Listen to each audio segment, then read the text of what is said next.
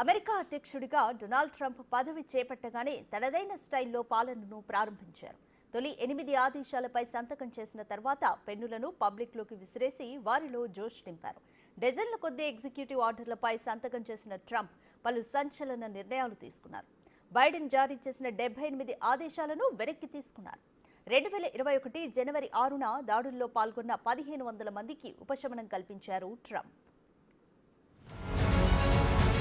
Action షురూ చేసిన America అధ్యక్షుడు డొనాల్డ్ ట్రంప్ పదవి చేపట్టగానే తనదైన స్టైల్లో పాలన ప్రారంభించిన ట్రంప్ 8 ఆదేశాలపై సంతకం చేసిన తర్వాత పెన్నులను విసిరేసిన ట్రంప్ బైడెన్ జారీ చేసిన 78 ఆదేశాలను వెనక్కి తీసుకున్న ట్రంప్ 2021 జనవరి 6న దాడుల్లో పాల్గొన్న వారికి ఉపశమనం. అగ్రరాజ్య అధినేతగా రెండోసారి అధికారం చేపట్టిన ట్రంప్ తనదైన శైలిలో పాలన ప్రారంభించారు. కీలక నిర్ణయాలు తీసుకున్నారు.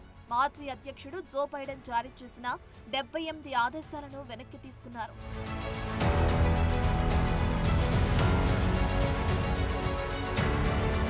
కృత్రిమ మేధ విస్తరణను నియంత్రిస్తూ బైడెన్ జారీ చేసిన ఆదేశాలను ట్రంప్ తొలగించారు.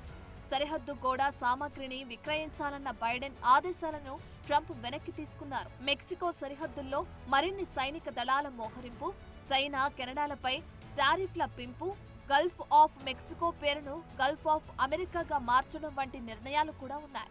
బైడెన్ కార్యవర్గం వాక్ స్వేచ్ఛపై నియంత్రణ విధించడాన్ని ట్రంప్ సీరియస్ గా తీసుకున్నారు. యంత్రాంగంపై పట్టు సాధించే వరకు అధికారులు ఎలాంటి ఆదేశాలు జారీ చేయకుండా ట్రంప్ ఉత్తర్వులిచ్చారు.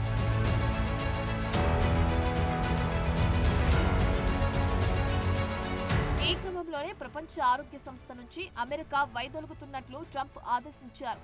కోవిడ్ వ్యాప్తి సమయంలో ఈ సంస్థ బాధ్యతారాహిత్య తీరుతో ఆగ్రహంగా ఉన్న ట్రంప్ ఈ మేరకు నిర్ణయం తీసుకున్నారు.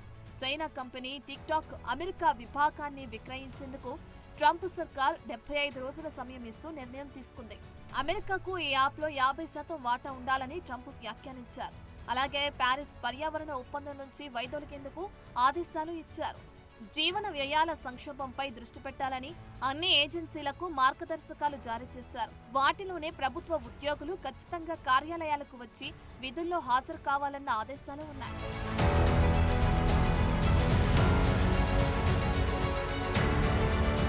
ఇక ఫిబ్రవరి 19, 2025 నుండి ఇతర దేశాల నుండి అమెరికా వలస వచ్చిన వారిపై కఠిన నిబంధనలు అమలు చేయడానికి సిద్ధమయ్యారు.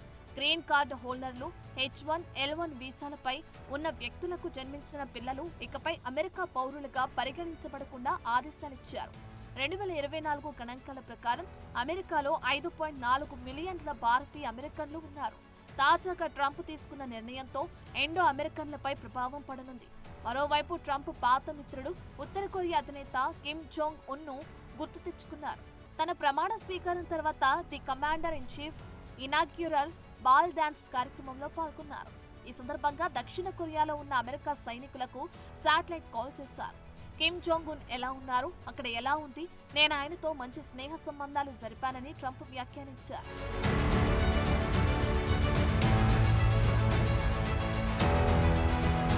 ఉక్రెయిన్ రష్యా యుద్ధంపై కూడా ట్రంప్ స్పందించారు. రష్యాను పుతిన్ నాశనం చేస్తున్నారని మండిపడ్డారు. యుద్ధాన్ని ఆపేందుకు ఉక్రెయిన్ ప్రతిపాదిస్తున్న ఒప్పందానికి పుతిన్ అంగీకరించడం లేదని కామెంట్స్ చేశారు. పుతిన్ వీలైనంత త్వరగా ఒప్పందం చేసుకోవాలని సూచించారు. లేకుంటే రష్యా ఇబ్బందుల్లో చిక్కుకుంటుందని ట్రంప్ వార్నింగ్ ఇచ్చారు.